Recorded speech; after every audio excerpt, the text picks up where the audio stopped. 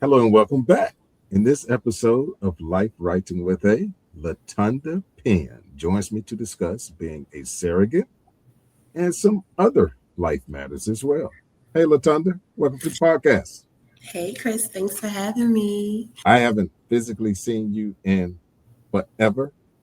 About how long did you say again? I said like 2010. So Layla's 13. So at least 20. 15 years. I actually remember the last conversation we had when I was in Baltimore in that apartment. I had my Fender phone that played Layla by Eric Clapton. I was sitting on my floor and we had just put my TV unit up. And I was on the phone with you. Yes. How do y'all remember stuff like that? I have no idea. I promise you, my grandmother was like that, and my father is also like that. My father's a retired police officer, Baltimore City police officer. Uh-huh.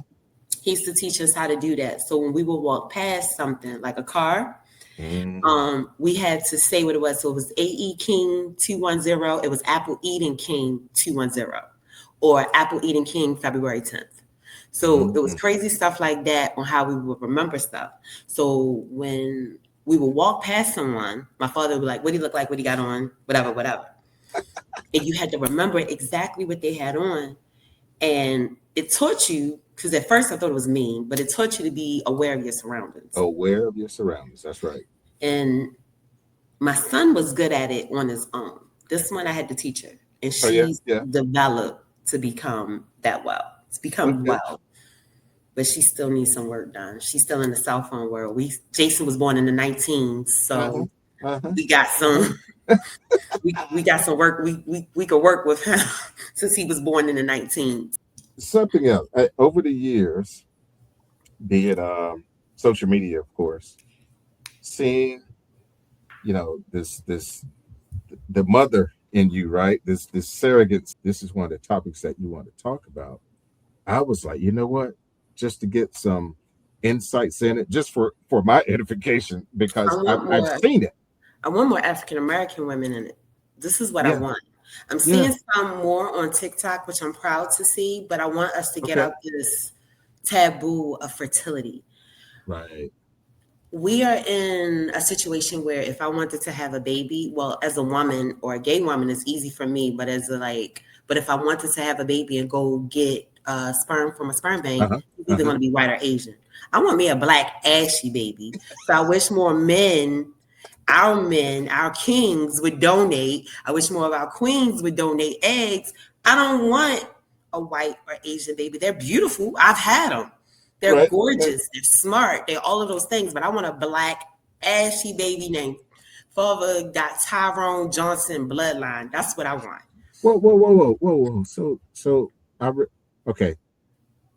I remembered, and thanks for refreshing my memory. Asian baby. The other three live in Israel, so they're Hebrew, but they're Hebrew Jewish or whatever, but they're not religious. So one of them is Moroccan and French, was the last one I had. Okay. One is German, and I think he's also I think Guy got Moroccan, and then the girl, she's like French and German or something like that. And then their moms are all white. Or the two moms, the twins' mom are actually Mexican. Okay. And the Chinese baby, I think she's white.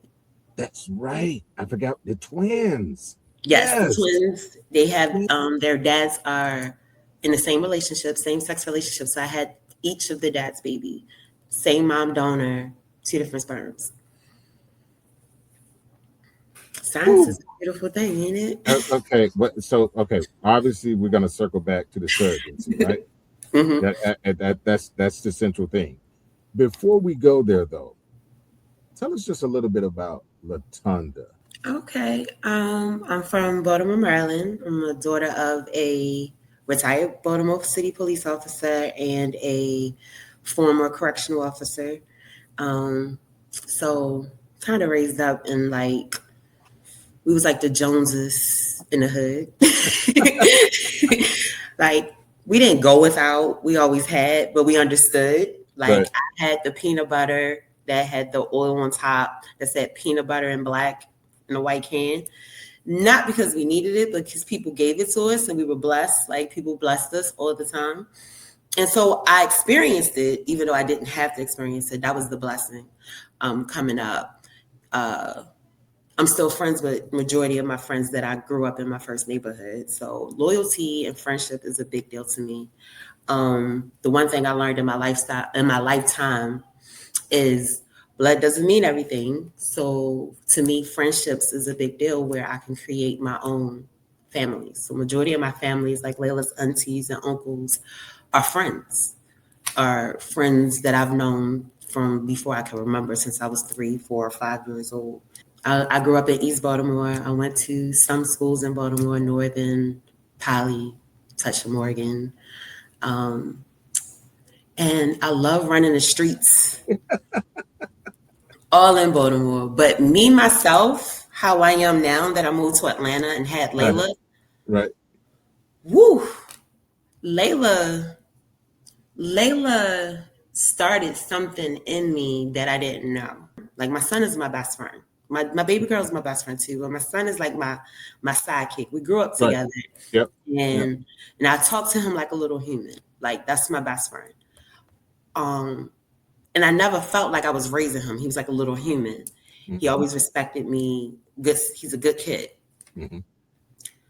This one is, I'm really raising someone like, and it's different. And then on top of it, because I wanted, and then I was getting different insights from different friends that mattered. Because sometimes people have to tell you you're not doing a good job in something, and you have to take a look and sit back. One, we go on vacation together. Why? Why is she home here when I'm out having a good time? We supposed to have someone, a parent taught me that.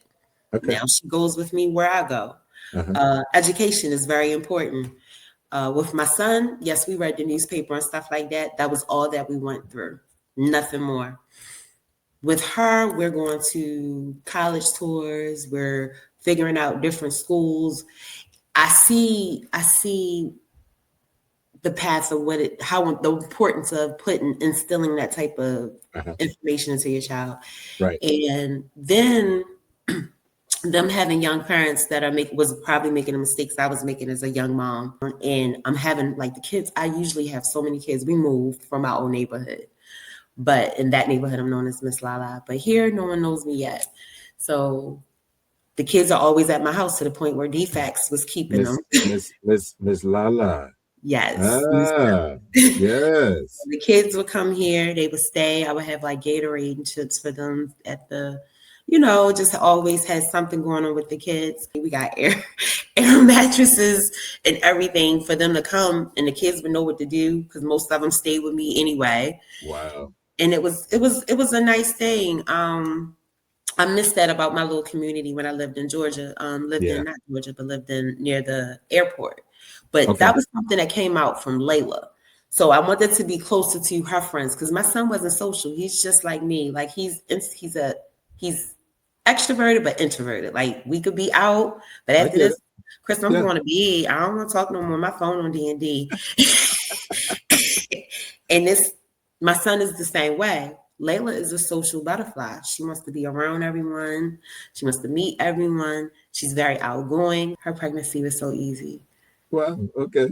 So, but yeah, like, so. Latunda, something you just said, a few minutes ago about your friends, the importance of them. You said something to the effect of you can create your own little family. Did I get that right? Yes, I created my own village and my family. I never heard anyone put it that way. I like that. Yeah. Yeah, you could fire anybody. I fire daddies, mommies, uncles, cousins. You ain't messing this life up. I only get one life to live. I cut you off. I got an ex-sister, I got an ex-cousin, I got an ex-daddy, an ex-stepmommy. I don't play that. I can get a new one. And someone always comes up, want to play mommy with me? You can play mommy with me, play grandma with her. She got a pop and a grandma Sadie. We good. We cut off people here. We not leaves, we not trees, you not holding us down. None of that. Come correct with us.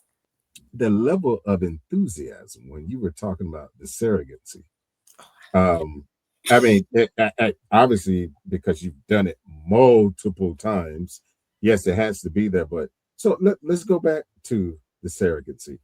Uh, How did you first have an inkling that you wanted to go that route? How did that happen? So I told you I enjoyed being pregnant with Layla. I had a good friend. Me and her was on the telephone. We've known each other since like freshman high school. Uh-huh. And me and she just had a beautiful little girl. And we were Hmm. just talking about enjoying being pregnant. So she was like, I would love, to have another baby. I was like, I don't want no more babies, but I would love to be pregnant again. And so I was like, oh, let's look up being a surrogate. So me and her on the phone and I'm looking it up and I'm Googling it and we're talking about how much you could get. She's like, I don't want to do that. That's not enough money. I want to keep the baby. You're going to get attached to the baby, blah, blah, blah. So the next thing that happens, of course, those cookies from me Googling is now on my Facebook. So now it's on my Facebook. Facebook is like, hey, girl, what you want to know about being a surrogate? I signed up. They called like the next day. And at first I was just playing with it. It was just, like I said, I just like being pregnant. I didn't think it was going to be anything serious initially. Uh, the survey I did was for all family surrogacy out in Portland, Oregon. Just did a little, my name is Latunda. I have 2 kids, where I'm from, and blah, blah, blah. I did that. Once I finished that, I got a call. They called me. We was looking at medical records because my son was born in the 1900s. And we had to find his medical records because the hospital was no longer, I think, up and operating. Maryland General is not Maryland General anymore. So, and that was where all my medical records was. That's where I was born at. That's where I had my son at and everything else.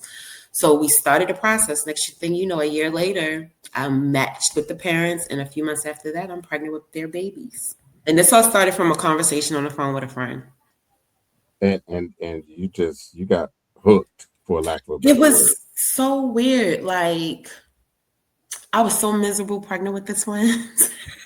Oh, okay. My skin was itchy. I was so big, my feet would swell up so bad. I could Uh-huh. hardly eat. But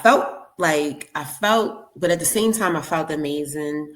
At one point in time, I was so big, people were staring at me like, because there's 2 of them in there, and they Mm-hmm. wasn't 2 little babies. I had 2 6-pounders, and one was almost 7 pounds, Mm-hmm. and it was uncomfortable. But what brings me back each time is that delivery room. So I'm in the delivery room. The parents are crying. They're so happy. My bio says in my surrogate, because it's almost like Uh-huh. Tinder. You're looking for the surrogate that Yeah. fits you, Yep. right? Mm-hmm. So my bio says, giving you the ability to hold the intangible. So you see them holding their love, their hope, their future, and everything else in their hands, and they're crying. Next thing you know, I've done hooked myself. Like, so I'm pregnant again with some other baby to create that same feeling that I felt when I had the twins. And then I did it again. Well, with Raz was a little different. It only took me one time to get pregnant, which is a good thing from Okay. FERT, Okay. which saves your intended parents a lot of money. So that way they don't have to keep Oh, on a journey. right. So if you have a surrogate and she went through 2 or 3 journeys and you only got 2 or 3 embryos, normally I'm your Hail Mary. So I was the last couple Hail Mary, like Latunda's pregnant. Mm.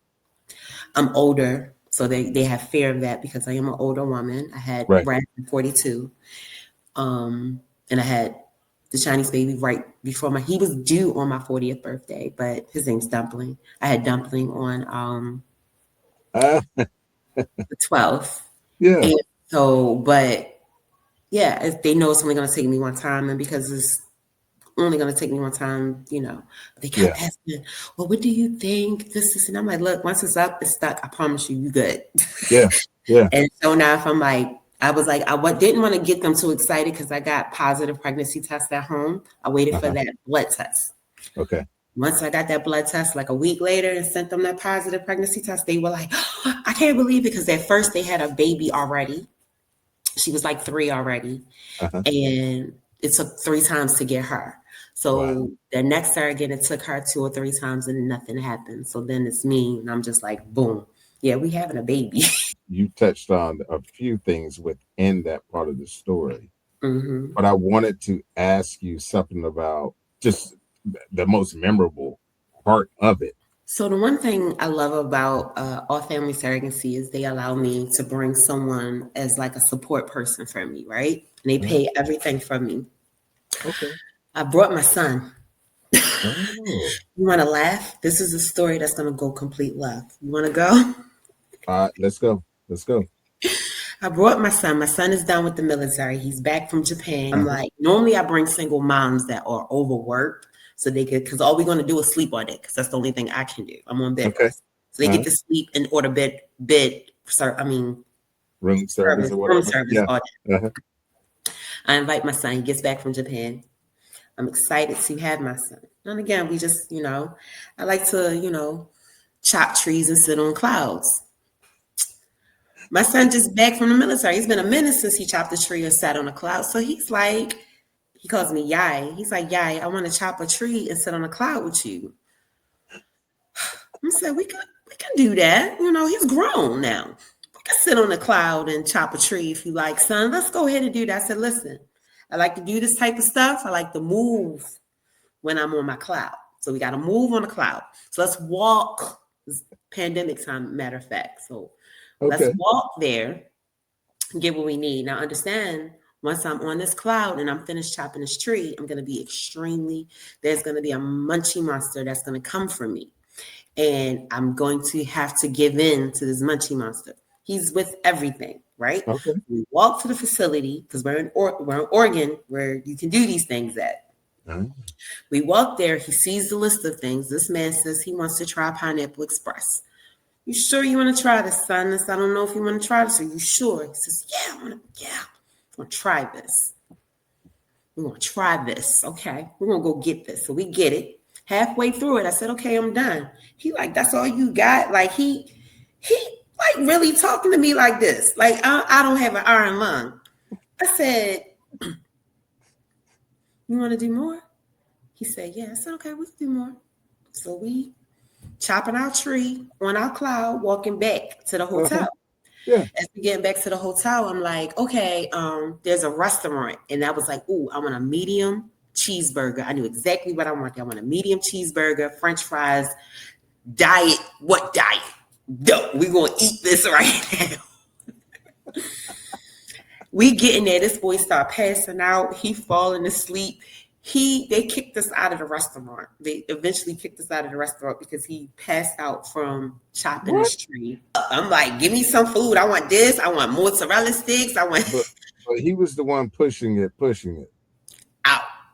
So we end up having to get our food to go because I ordered a bunch of food because, like I said, the Munchie Monster was there.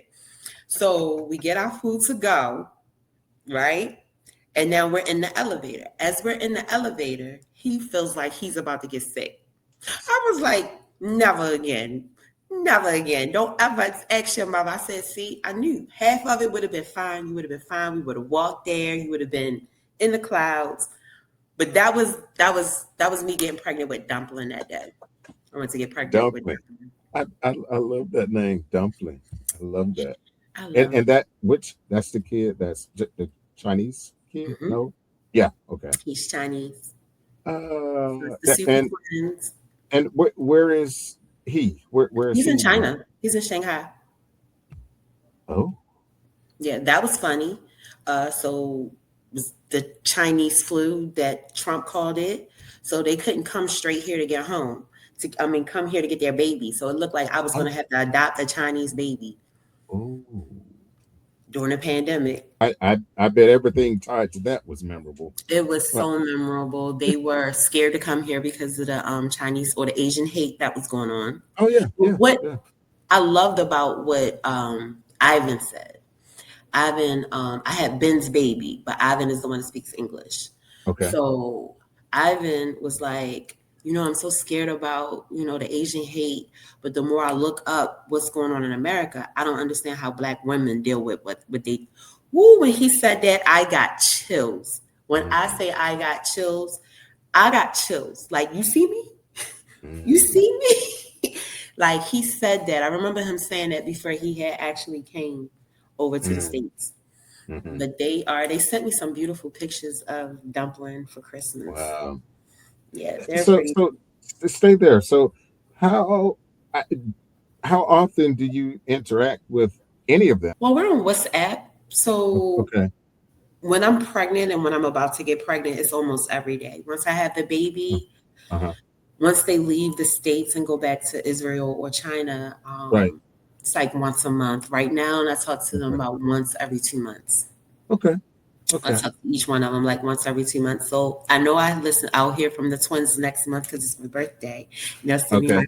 birthday, happy birthday message every year. Oh. Happy birthday, Latunda.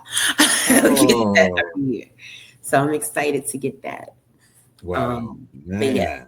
and then the Chinese parents sends, which has been they send gifts every Uh-huh. Christmas. They're red envelope folks. They love sending red envelopes, and they live on a tea farm, so they send me tea Oh. from the tea farm. Oh. Actually, know something about the tea in China. Mm. Actually, could talk about the tea in China, which is dope. So, but yeah, Okay. So, amid all of that, what what's most challenging about the process? the blessing was everything that I had chose to do through each of the pregnancies Hmm. and between the pregnancies because I got smarter with my health. Mm. And being smarter with my health, got smarter with my fertility health, which helped even more. I picked a doctor that was a black. He had a black what is it practice. He was an OBGYN here in Roswell and Johns Creek, named Now's Women Health Clinic, black. So I already knew I needed that because my first two pregnancies I did not have a good time delivering my babies. One thing that Miss Dr. Frederick said to me when I had all of my babies is, I'm only here. I only deliver the babies. You carry the babies. You tell me what to do, and I'll make sure it's done. He treated me like that throughout every pregnancy. Him, not just him and his team was like that. The nurses were like that. He was like that. So it made it easy to be pregnant and figure things out because I had a team that was like, Mhm. okay, this is what we're going to do. Well, what do you think? I didn't have that, at 17 when I had my son, and I didn't have it when I had my daughter. Right. I felt those, you're not being heard type of situations with both of those pregnancies. But with these pregnancies, ironically, I was heard, I was seen, I was taken care of, Hmm. I was pampered at this doctor's office. And yet, I promote his doctor's office all the time. I'm friends with one of the nurses, his main nurse on there. Yeah, I even had my first Karen situation was at that office, and it was the best experience ever. I Uh, wish I could show it to you, but I blocked the young lady so, because, yeah, share a little bit, just if you can. oh yeah, nothing. Okay. Woman was being slow turning in. We trying to turn into the thing, turn into the parking lot. She's being slow. Now we gotta wait 50 minutes to finally make that left turn to get in. We get in, mind you, we took forever to get in. She's still parking.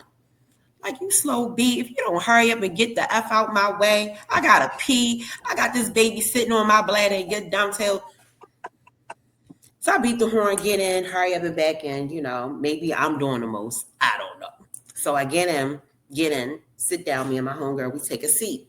Uh, When I have a seat, she's looking at me. So I'm looking at her, looking at me, right? So I try to look the other way. I'm looking everywhere else. She's still staring. So I say, what's up? What's up? She was like, I don't think you didn't have to be. I said, I thought you should have moved a little faster. I thought you should have been more self aware. You saw me trying to make a left turn. If you did any of these things, a lot of things would have been prevented. But no, I had to sit there and almost pee myself because you didn't know how to make a right turn into a parking lot. I still didn't know how to park into the parking spot. This isn't my car. Understood. You just don't know how to drive. That's cool. I don't want to bring that energy in here. That's exactly how I said it. I don't want to bring that energy. So she starts crying. I was like, I don't have time for white women tears today. I don't. So now you have the facility TJ, facilities manager, coming out to calm everything else. The nurse that I told you I'm really cool with, she comes out. mhm. She says, do you know our VIP client in front of this woman? When I say they ignored her, asked her, do they know their the VIP client? Which And, Mm. yes, and then we proceeded to take pictures and post it. So my homegirl, she filmed it. She filmed the whole thing, which is hilarious. I don't have it anymore on my phone. That's what I'm sad about. She filmed the whole thing, and she was like, Latunda in Baltimore fashion, like, what's up? And I was like, I wasn't going to say anything about Baltimore, but I'm sorry, Baltimore. But Baltimore. She's okay. from Baltimore too. We went to the same high school. Oh, Yeah, she came down to Atlanta for her birthday. oh, B2 and the A. Oh, We had a okay. good time that day, and she was man. But it was so cool because I didn't really have to use any profanity. I didn't have to do too much. Yeah, yeah. And then once I was in that space again, I was protected. Mm-hmm.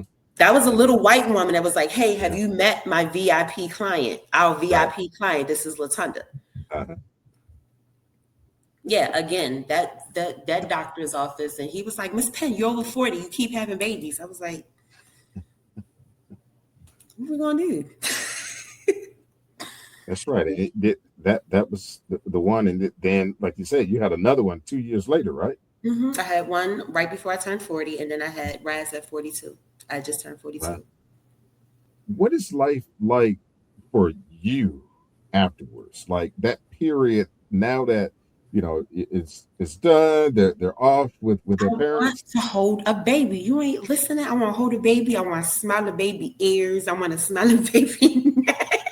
I want to hold a How, how, baby. how how long does that sensation, that feeling I don't last? know. I think this is the part of like, because I'm hitting perimenopause, and it's hitting me hard. Like it's tearing my ass up. Ooh. Woo, tearing me up. And to be Ooh. honest, like my doctor said, if I wasn't doing a lot of the stuff that I was doing because of the surrogacy, I Right. might be worse off.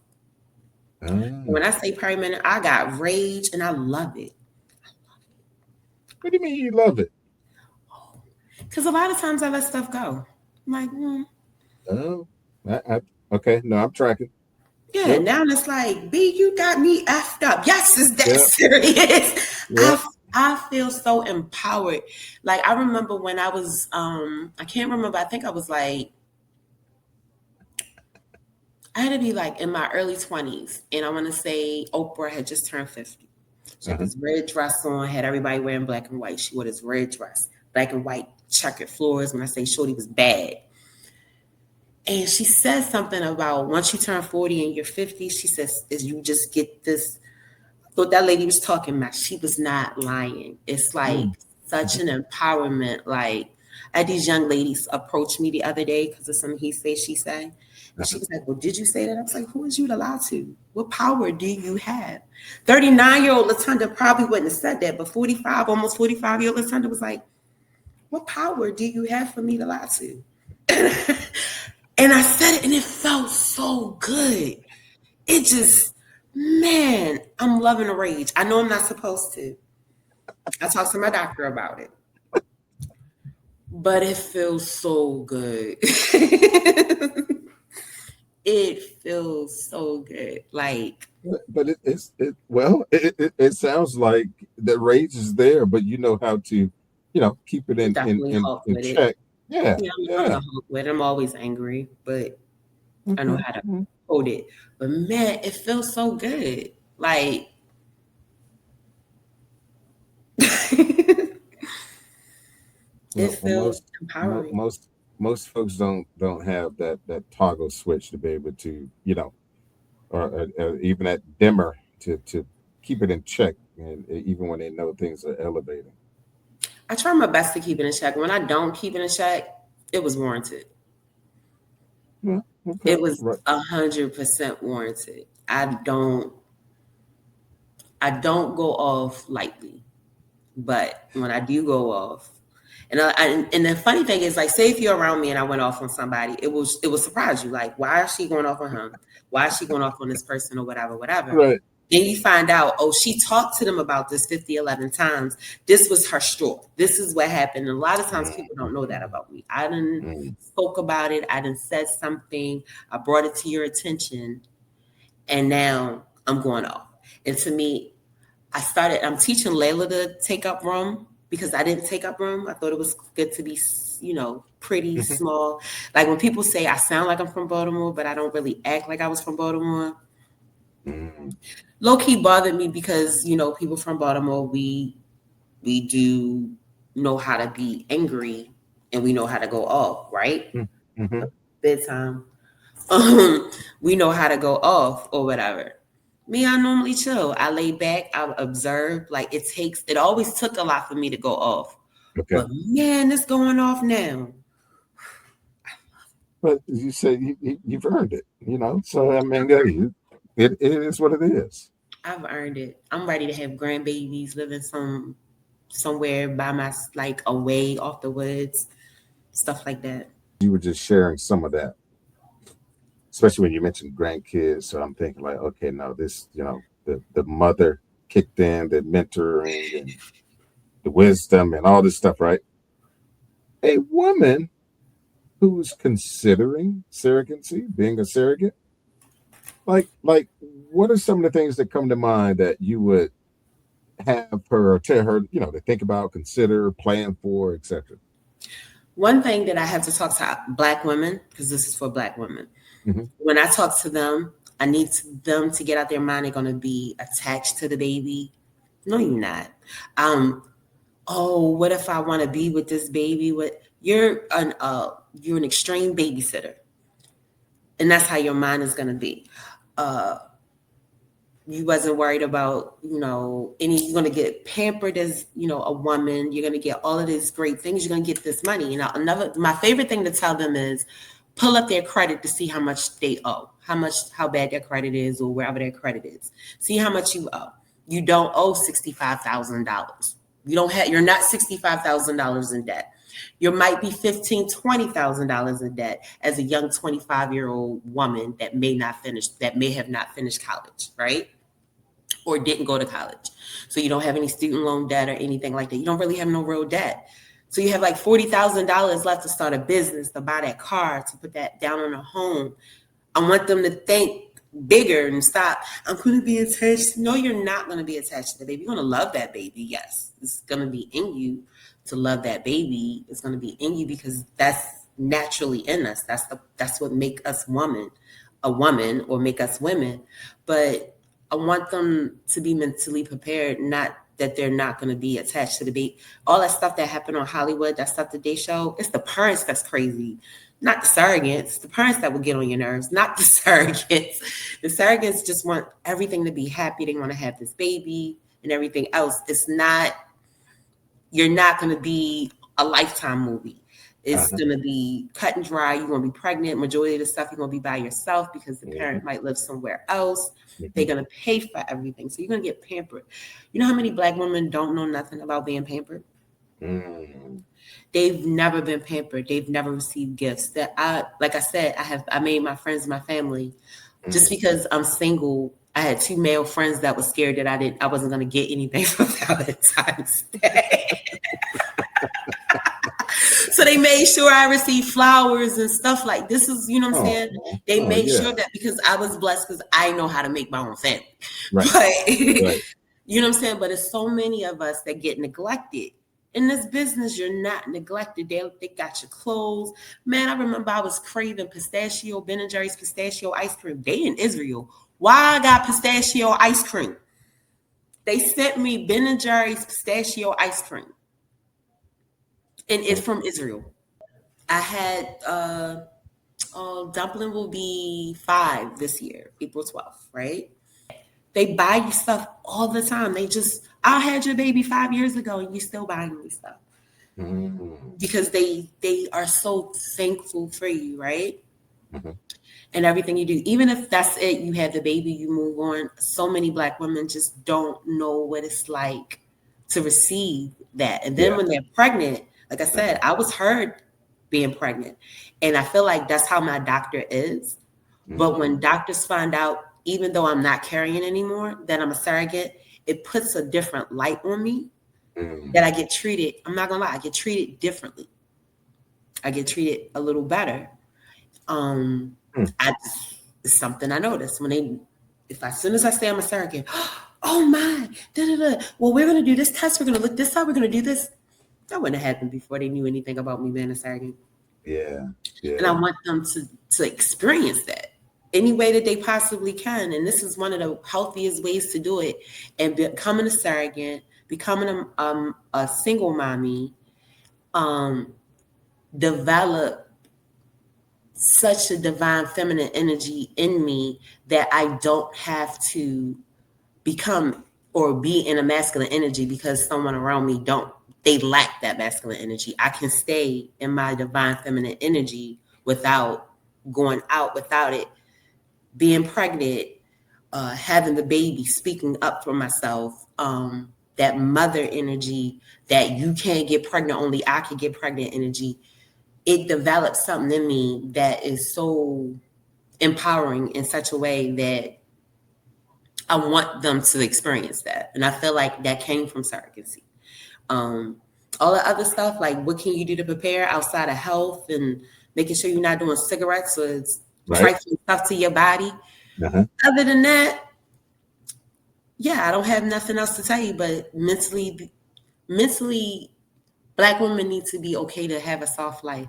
And the crazy thing is, being pregnant Soft life. is a Yes. soft life. I'm Mm. pregnant. Men is moving out the way. Women's moving out the way. I went to the Anita Baker concert by myself. I Ah, went to Anita Baker in high heels by myself in a red dress you and by those myself. doggone heels. And Okay. when they saw me, the dress is on Instagram, and it's on TikTok. You'll see it. I'm big and pregnant. When the couple saw me, they was getting out the way. You shouldn't be by yourself. I'm a surrogate. Oh, it was yes, beautiful. I'm in there singing Anita Baker like all day. Like oh my goodness, pregnant by myself. Felt so beautiful. Felt so strong. Felt Right. I want more Black women to feel that. Yeah. That's what Yeah. if anything, that's what I want them to experience, and I want them to Wow. expect it. So the funny thing is, since I've experienced it, I expect it. Oh, no, good point. Yes. I expect it. The moment a man, especially in Atlanta, the moment a man tries to bring me there, say anything, I laugh. Mm. I'm too feminine for you. And you will not make me get masculine because you lack masculinity. We good. Mm. Okay. That's what surrogacy done for me, and that's what I want more Black women to experience. But I I want to like do my it. own. I want to do my own business. That's what I wanted to tell you. I want us to have our own fertility clinic. I want us to have our own sperm, like I said, Black Ashy Baby, Yeah. Yeah. own egg donors. I Mhm. want that. I want us to donate eggs. I don't want to donate eggs because what if, girl, donate that eggs and get that $20,000 and start your little business. Right. Shut up. Right. Right. Go ahead and carry that baby. You can keep having day baby. Go ahead and have these other people babies and get $65,000 to take care of all the day babies. I'm trying to put you on, and that's all I do now. I do get a couple dollars from it, yes, but at first I didn't, and I was on it then. Uh-huh. I'm Right. still on it. I just want Black women to experience these young Black women. If I knew anything about it when I first met you in my 20s, in my early 20s, in my mid Uh-huh. 20s, Yep. man, I would have. It's women that made a business out of it. I know of a couple, Like especially now that you put again, it the that whole way. thing was about holding the untangible. That's the one Hmm. thing I want surrogates to hold. That Mm. empowerment and their divine femininity. It's like Wow. you can't get me out of it. No one can This, get me out of that. I could just laugh. this has been, when I say extremely enlightening. Uh, and I think too is hitting me more because um, over the years I've seen you go through this, the pictures and such Mm-hmm. that you've posted over the years, and just kind of thinking back to some of those, and some of the things that you would share in the experience. You've been very transparent with Yes. certain things Certain that were things, going on. yes. Yeah, so I do remember that. So piggybacking on those thoughts, and I know a ton of women are going to really internalize a lot of what you said, and will probably have some questions about certain things too. So I One thing would I can tell you is drink beet juice every day. It's gonna make you wet, horny, and fertile. Just beet do it. juice.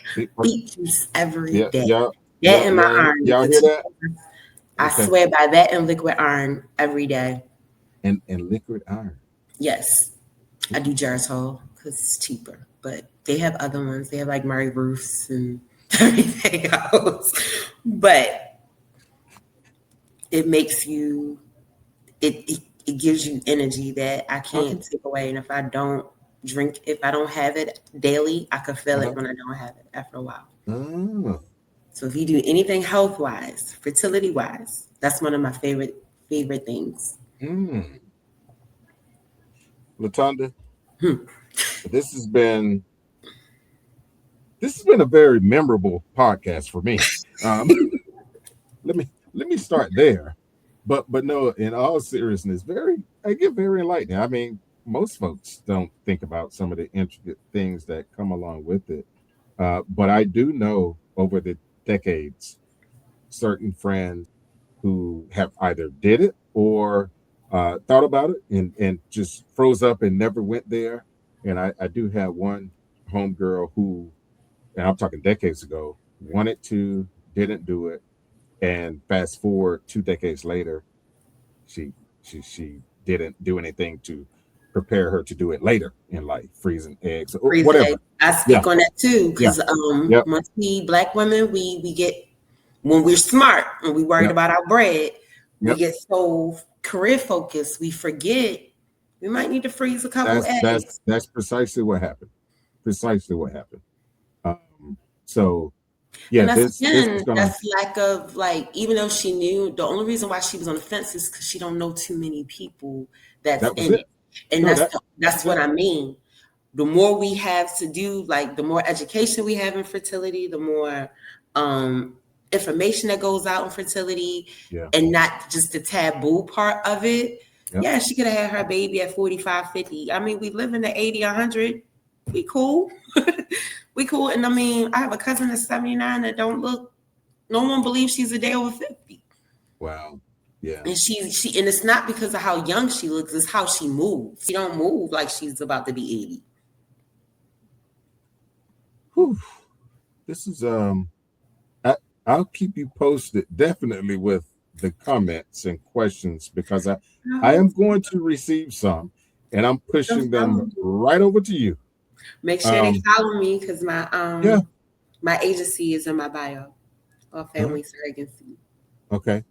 Yes, and I'll make sure I incorporate that information in this description as well on our YouTube. So, Latunda, thank you so much. This has You. been this is really cool and good to you know connect with you, reconnect with you after Yes. so long, and the things that, like I said, that you remember. I'm like, what the hell? How did she? What Elephant. she remember that? I Elephant. mean, the details. But no, this information was great. So Thank you. again, I thank you for joining me. Thank you. I'm about to make my Yeah, bed. I'm gonna go to bed. yeah. And to the audience, hey, thank you guys for tuning in. Like this video and leave those comments because I am going to share them with Latunda. And subscribe to the channel. Click the notification bell so you can be notified of the latest content. As you guys know, this series is another way we creatively inform and inspire, helping people write the lives they desire. Until the next time, take care.